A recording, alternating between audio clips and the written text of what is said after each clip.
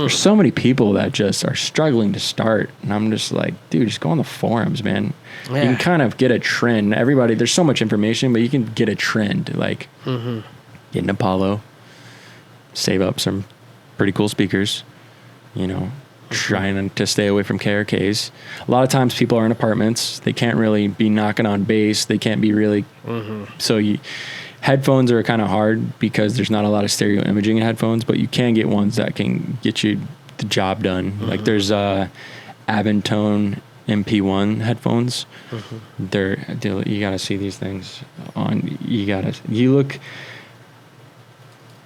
They're probably the only headphones that you can wear and not go out because they look so ridiculous. You look like air traffic control, but they actually sound really good. MP1.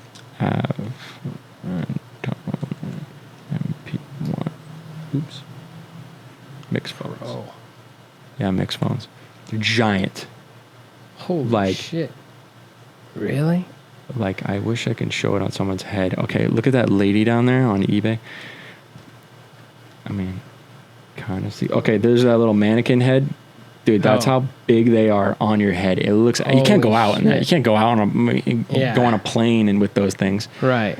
But they sound pretty cool. They have pretty good stereo imaging. You can get away with making decent adjustments on those things, and then you can go to your friend's house that has better speakers, or rent out a recording studio that has good speakers and kind of fine tune it. But really, I've made some pretty gnarly mixes on those things. And you've used them? Yeah, because I lived in an apartment, you know, and I didn't have subs that I can mix on, so those were like what I got. Wow. Yeah, because if you could do it all on headphones, man, that would be the shit. But unfortunately, they don't hit a full spectrum range. But that's interesting. Yeah, sound is a whole nother rabbit hole, right? Like that's what Grant deep. Was. Grant and I, on the last podcast with Neil, I think it was podcast 17, Grant was telling me how I should change the cameras to over here. We filmed that. We talked about the cameras. And then after I got the podcast out on YouTube, he was like, hey, man, you got to bring up the lows and mids. You're missing out on the lows and mids. You're like, bro... you don't know how many days I messed with this thing. I added, I subtracted. None of that matters, dude. You know? None of that matters because Grant's an audio guy, and he's going to listen to audio differently than everybody else. Right. 9 times out of 10, people are listening to it in their car or their phone, and it's just like, dude, those speakers are cutting out all that low end anyways. If you're going to bring up that low end, cool. If you're listening to it on something that has a sub, cool. Right. But if it's like, dude, you're listening to it on your phone, you're not going to be able to hear above 100 hertz or below 100 hertz or like whatever it is, you know. It's it's really, you can drive yourself nuts going through all that. Yeah, trying to perfect it and all that. Do you still have any like editing audio software? Yeah, I still have Pro Tools on my Mac and everything like that, but it's kind of out of date. At Pro Tools, they come out with a new update every day, and you got to pay for it and all that shit. But I went down the wormhole, and you just need wave plugins, compressors. Compressors are really cool. You know what? Compressors? No, compressors.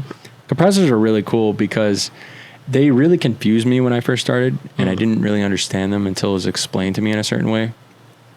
Basically, compressors are they're basically an auto volume leveler. That's all they really are. So basically, back in, I think it was like World War I, World War II, they had the fighter planes, and they had a radio operator on the fighter planes, and they had 2 people operating the radio, because if you're sending audio out over the frequencies in the air, it can only take a certain threshold before it cuts out. So if you're too loud on the mic and you're yelling, hey.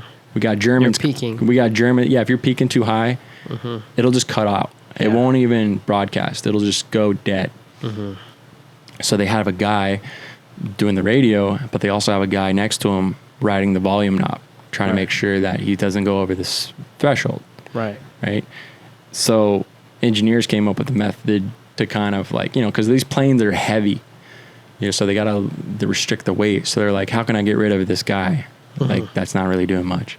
So they came out with a device called a compressor, which basically replaces that guy right in the volume knob.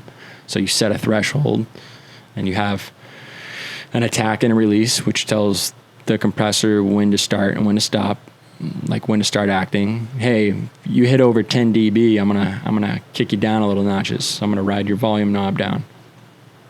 And then, yeah, that's what a compressor is. It's just a device you plug in and then it rides your volume for you, so you don't go over a certain amount. But what's interesting about that is all the radio, there's not a lot of dynamic range on the radio because it's being sent over frequency and everything is heavily compressed. So people got to take that into account when they worry about all the, and same thing, like when you're worrying about audio over YouTube or all these things, they have their own compression ratios when it comes to audio. So it's just like, you got to worry about that. So if you over compress your audio in the mix, then you send it out and it goes to YouTube, it's getting compressed again. Right. And then again and again. And it's just like, by that time, you're just no dynamic range. And it's really hard. Yeah. But yeah, lack of compression is also a thing. Like when you listen to movies, when you're watching a movie, raising the volume and lowering and you the can't volume. hear the dialogue, but you can hear everything else. It's because you're listening to everything. Everything was mixed on a 5.1 surround room. 5.1 is you have 5 speakers and then a 1 LFE channel, which is like low energy channel. It's a channel dedicated to only subs. I know I'm probably